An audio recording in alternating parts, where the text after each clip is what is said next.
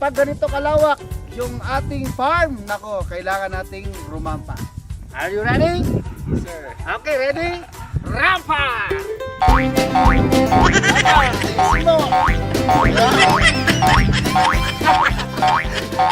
Ba't isa ngayon ka? Ganun pa, ganun.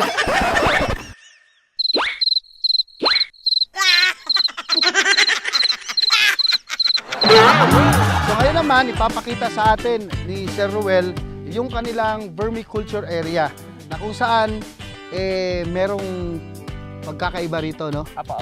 Okay, sige, pasok na po tayo. Let's go.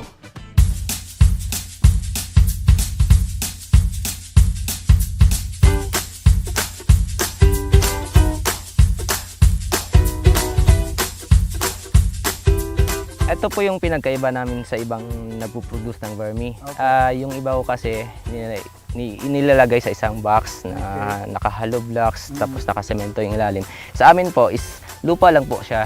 Okay. Dito namin nilalagay ang vermi namin tapos dito namin pinapakain. Ang ibabaw po nito is passion fruit. Ito po Okay. yung nagsisilbing shade po niya para at least hindi siya ma-direct sunlight. Okay. Tapos po, ito po yung sa ganitong system po, pag mag-feed po kami, halimbawa sa isang bed na ganito, ito lang po yung i-feed namin. Tapos pag gusto namin mag-harvest at 3 weeks or 4 weeks na hindi namin siya pakainit, transfer lang po sa sarili dun sa kabila. So katulad nito, wala na tayong makikitang vermi rito. Ito po is harvestable na po ito. Oo. So yung kasi hindi na 'to nilalagyan ng pagkain. Hindi na po, hindi So na po. lilipat na sila sa kabila. Apo. Okay, so ano yung pinapakain niyo sa ating mga vermi? Yung mga waste po natin sa lettuces po natin, dito po natin nilalagay. Ano lang po, para lang malaman ng ating mga ka-agri, ano itong vermi para sa kaalaman ng lahat. Ang vermi ay isa pong uri ng Ang vermi po is isa pong uri ng African nightcrawler. okay. Ito po ay nagpo-produce ng tinatawag natin na vermicast. Itong vermicast, ito po yung ginagamit natin sa nursery natin, pati So, sa planting po natin. So ito na yung ginagawang fertilizer. Apo. Oo.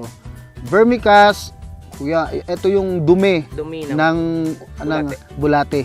Ayan. So mga ilang weeks? 3 weeks, no? 3 weeks, 4 weeks na hindi natin siya i-feed, maka-harvest na po tayo. So katulad dito, nasa ilalim tayo ng passion fruit na puno. Etong mga, syempre yung mga dahon, nalalaglag rito. So ito na rin ang isa sa mga kinakain Isa sa nila. kinakain na po nila.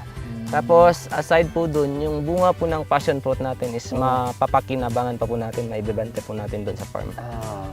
Sige, ayos. Ang ganda ng ideya.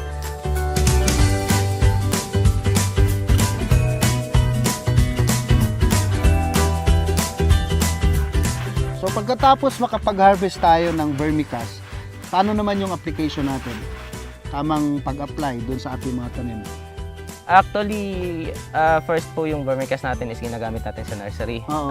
Kinukuha lang po natin yung mga dumi-dumi. Saka yung pino po nun, nilalagay, yun po yung nilalagay sa seedling tray po natin.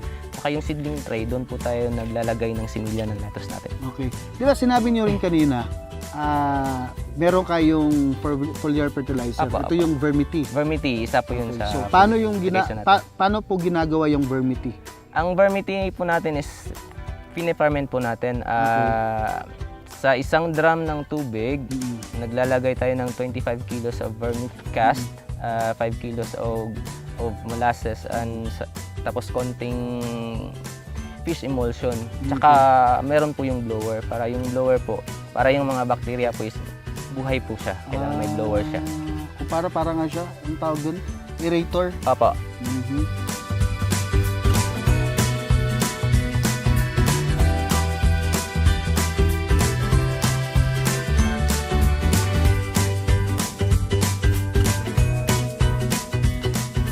Hanggang sa muli mga ka-agri, dito pa rin sa Mag-Agri tayo dito!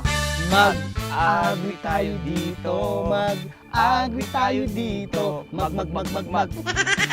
Agri. Tayo dito.